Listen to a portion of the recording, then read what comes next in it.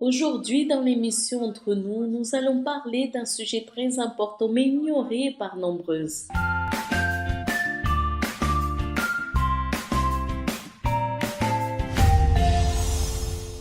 Avez-vous déjà remarqué qu'une amie que vous n'avez pas vue après une longue période, lorsque vous la retrouvez, c'est exactement la même personne qu'il y a 5 ans?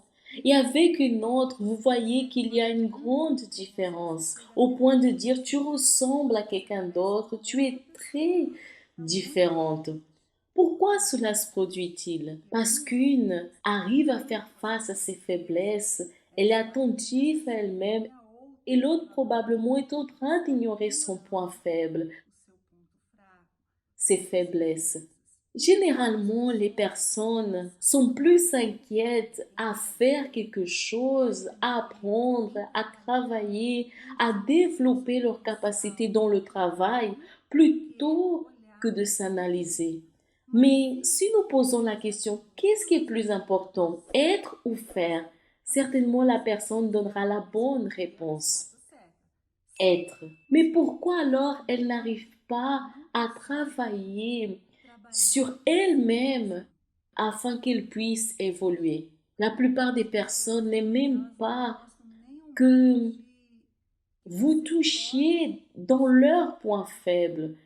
Elles résistent, elles ne se permettent pas de s'analyser et considérer que cette situation est en train de lui faire du mal. Pourquoi y a-t-il tant de résistance à s'observer? Quand elle ne fait pas face à son point faible, elle va généralement vouloir transformer son point positif en négatif pour ne pas s'exposer. C'est-à-dire, c'est simple. Normalement, la personne va dire, ma faiblesse et que je suis perfectionniste, j'aime les choses bien faites, eh bien, c'est une bonne chose, un point positif. Mais peut-être que la personne est en train d'omettre qu'elle se fâche lorsque les choses ne sont pas faites exactement comme elle le ferait. C'est un point qu'elle doit travailler. Ou alors elle dit, mon point faible, mon point négatif, c'est que je suis trop sincère. Je dis tout ce que je pense. Peut-être qu'elle ne dit pas que le dernier mot doit toujours être le sien. Elle veut avoir le contrôle. Ou alors elle dit, je ne sais pas dire non. Quand vous faites cette analyse, on observe que vous n'êtes pas en train d'être sincère ou alors que vous ne savez pas comment gérer votre point faible. Vous ne travaillez pas sur vous-même. Quelle est votre faiblesse? Qu'est-ce que les personnes vous disent toujours? C'est peut-être que vous êtes têtu, que vous n'écoutez jamais, que vous êtes trop précipité, et au même instant, vous présentez des excuses. Bien au fond de vous, vous ne voulez pas vous arrêter pour y faire face.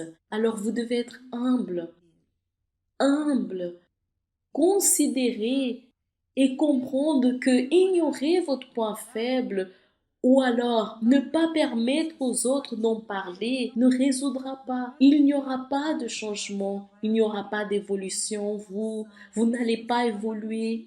Alors, lorsque vous présentez cette faiblesse à Dieu avec humilité et sincérité, en utilisant le mot juste, sans détour, et là, vous vous soumettez à la direction de Dieu, il vous apprendra comment faire face à cette situation.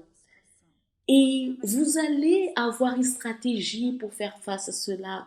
Vous allez jour après jour vaincre. Même pourquoi le diable, il connaît notre faiblesse.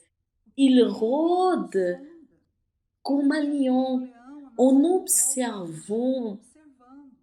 Il cherche une échappatoire, il cherche un défaut, une faiblesse. Pourquoi faire? Pour développer cela. Et quand la personne n'est pas attentive, elle tombera toujours dans la même erreur.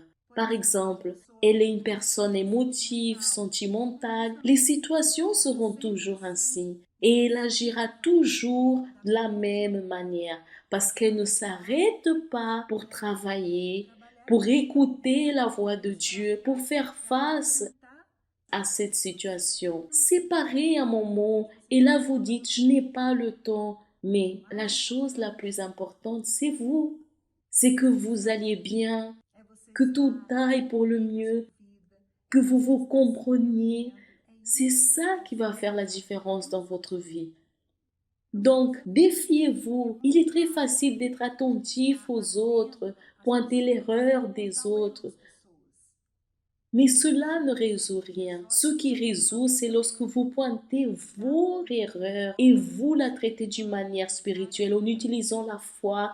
Et là, vous allez vous vaincre.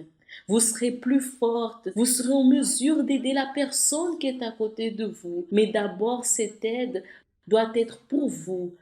Là, oui, vous serez en mesure d'aider tous ceux qui vous entourent. Je suis Vania Negrao, directement de notre capitale Brasilia, district fédéral. Au revoir.